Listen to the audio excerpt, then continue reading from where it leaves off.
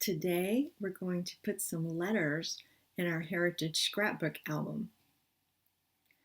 Hi, I'm Beth Saunders, and we have been working on some pages for my aunt and uncle to go in my family heritage album. And I am so excited about the progress I've made in the past week or few weeks. And you are responsible for some of that because you watch my videos. That holds me accountable. And I couldn't put it off anymore. I had to start working on the family album, or at least I wanted to because I wanted to share it with you. And you can have that kind of accountability if you sign up for my Heritage Album Workshop. There's a link in the description notes to sign up, and you can email me if you have any questions. Now, let's take a look at what we've done since last time. Remember that we started with the Natural Beginnings album kit, and we put together some pages, some base pages really quickly. Well, I have pulled some of these out and put them into my family album.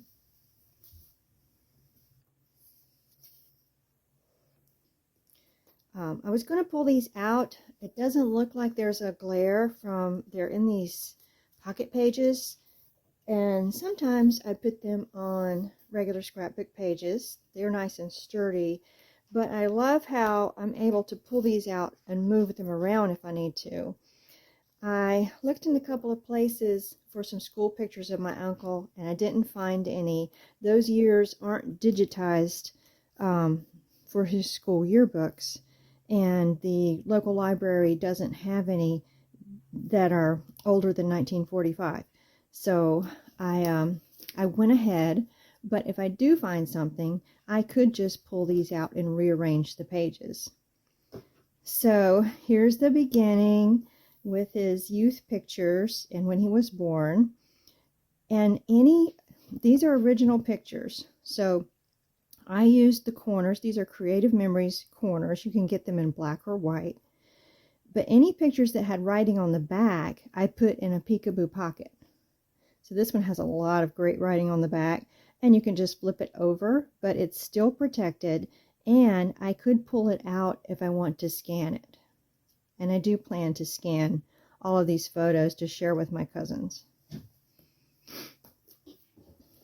And you've seen the class picture.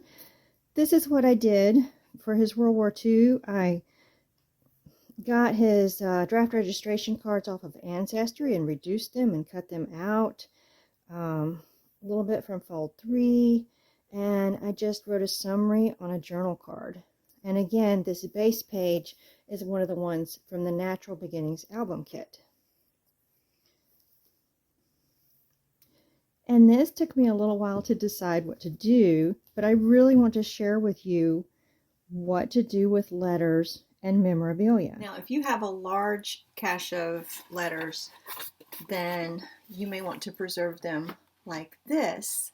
If you go back and look at my previous video on how to preserve old documents, then I show you how to put them in archival storage. But we're talking about just a few letters today. And of course, another option would be to copy them. But this is a small collection, and it just fits right in with the pictures and that story.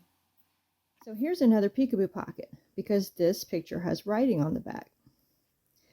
This little letter doesn't have any writing on the back, so I put it in the corners. And again, I could take it out and scan it to share it.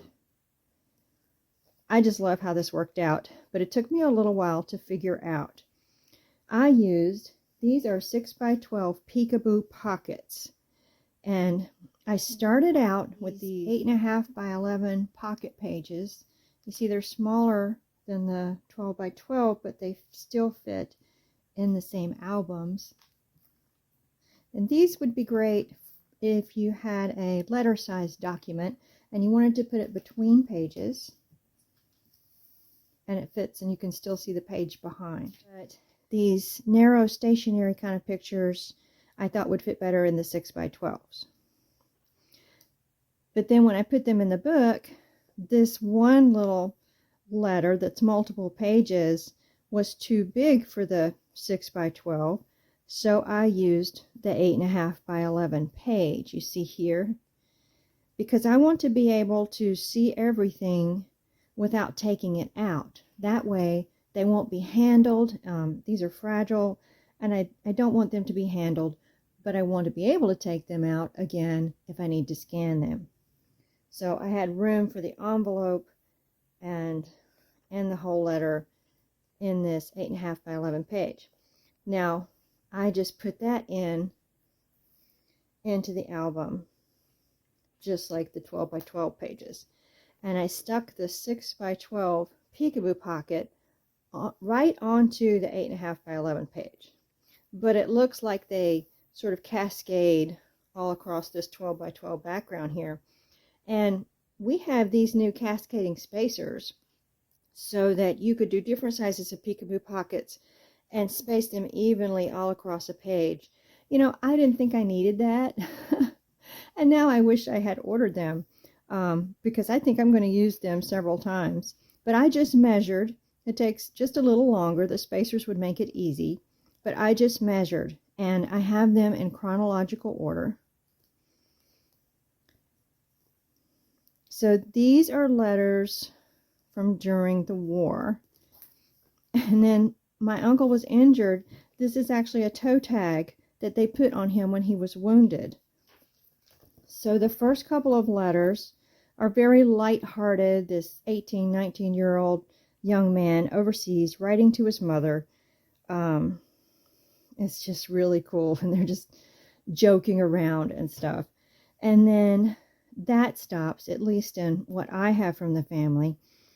And this lady, I thought it might be a nurse, but I don't think so.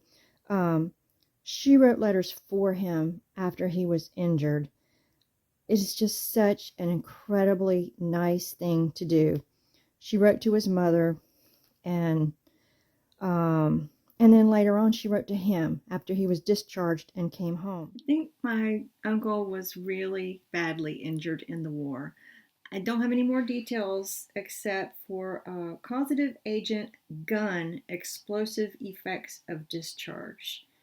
But it looks like he may have been in the hospital for more than a year, and he was really down about it.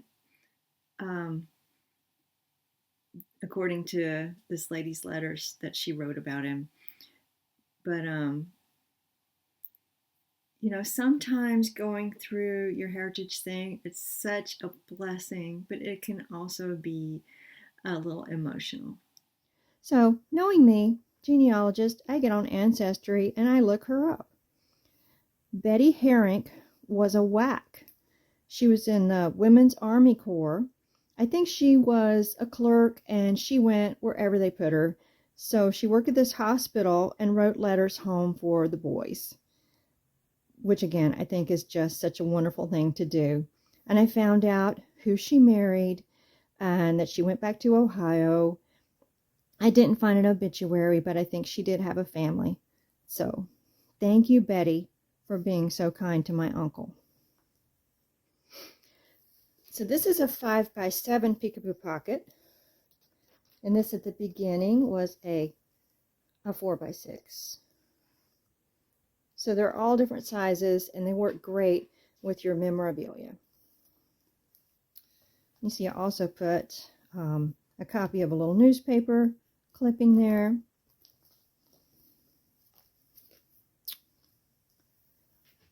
And then I was telling you about this page. This is where he married his first wife. That's an original picture. And this, another one with writing on the back.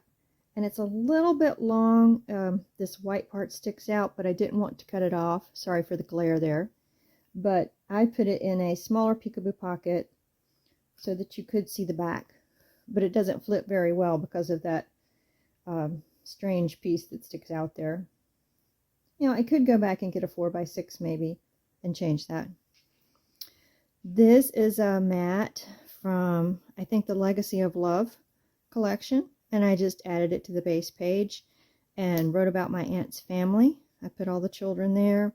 And I got these pictures out of a county heritage book of her parents and the house that she grew up in. And you saw these pages in the video we did last time.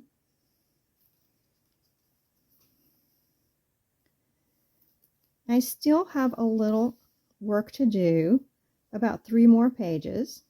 So this is going to be my aunt and uncle. It was their second marriage. This is going to be, I think I'll add a journaling box and talk about them getting married. And there are all these little pictures of their pets. So many little pictures of dogs. So I was going to just kind of put a bunch on a page, but now I think I'm going to get those cascading spacers and put these in like little 3x4 peekaboo pockets. And so you can just flip them up and you can get a lot of pictures on a page by doing that. So that's my next project with this. I thought about trimming off this sort of branding. I don't know. I have 3x4 peekaboo pockets, so it might fit better just the way it is. We'll see. But I want to mention, never trim or cut a Polaroid or Kodak Instamatic or one of those kinds of pictures, because they have chemicals inside, and I have been taught that if you cut them, the picture will fade very quickly. So this, I'm going to use the corners and just, or I could use adhesive. This isn't something I plan to scan, so I could just use our adhesives on the back or the photo corners.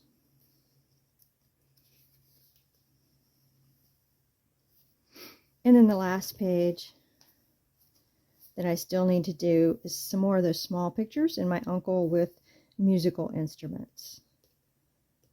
But it's now in the family album. All that progress and previous videos, I showed you where I worked on my youngest aunt's pictures. And I plan to add more. I've been meaning to work on this side of the family for a really long time, and it feels great to get a little momentum and to get some things done. I hope to also encourage you to get your family heritage album at least started. And thanks for joining me. I'll see you next time.